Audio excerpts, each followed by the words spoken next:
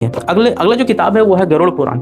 Important किताबों में से एक गरुड़ पुराण। कहा यह जाता है कि पढ़ने से पहले इंसान को सोचना चाहिए, और उसमें ये लिखा गया है कि मृत्यु के बाद इंसान के साथ क्या होगा, इंसान की जिंदगी कैसी होगी। लेकिन अगर बहुत सिंपल तरीके से समझना हो तो गरुड़ पुराण ये है। अगली किताब धर्म अर्थ काम मोक्ष। हिंदू धर्म के चार बेसिक टेनेट्स जो हैं, धर्म अर्थ काम मोक्ष, चारों क्यों जरूरी है और चारों क्या एक दूसरे से सामर्थ्य बैलेंस स्थापित करके रखते हैं, इस किताब में बताया गया। अगली किताब है फेथ।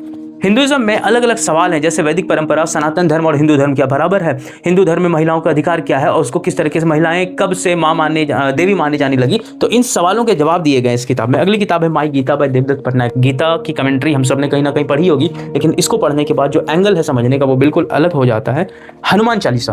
हनुमान चालीसा की एक एक बंद को, एक एक पंक्तियों को बहुत अच्छे से समझाया गया है। कितनी पंक्तियां तो मुझे खुद नहीं आती थी, मैंने यहाँ से देखकर समझा कि इसका क्या मतलब होता है।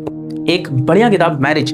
शादी की जब हम बात करते हैं तो हिंदू परंपरा में शादी को लेकर जो भी अनुबंध हैं, जो भी परंपराएं हैं, वो परंपरा कहाँ से उत्पन्न हुई है और हमारे माइथोलॉजी में मैरिज को कैसे सेलिब्रेट किया गया है, ये किताब उन विषय पर है। अगली किताब है रामायण वर्सेस महाभारत। वो कौन कौन से बेसिक एलिमेंट्स हैं जो दोनों को बराबर करते हैं, रामायण में और महाभारत में क्या इक्वल चीजें हैं जो रामायण में भी देखने मिलती है महाभारत में, और क्या ऐसे डिफरेंशिएशन है दोनों में कि दोनों में अलग अलग दिखाई देती है, ये किताब उस पर बात करती है। मिथ और मिथ्या। कभी कभी हम मिथ को मिथ्या मान लेते हैं और मिथ्या को मिथ मान लेते हैं, ये इस किताब में दिखाया गया। कहीं जो फेथ है उसको बिलीव ना मानकर रैशनैलिटी के दम पे नहीं तौलते हैं, और कभी कभी हम बहुत ज़्यादा इमोशनल हो जाते हैं, तो उस चीज़ पर प्रहार करती है ये किताब। और 3 आखिरी किताब है Devlok with Devdutt Pattanaik. Epic channel पर ये एक उनका शो आता था जिसमें बहुत सारे सवालों के जवाब दिए गए और बहुत अच्छे तरीके से दिए गए। वो ऐसे ऐसे सवाल हैं जो हमारे आपके दिमाग में, जहन में हमेशा कभी ना कभी धर्म को लेकर रहा है।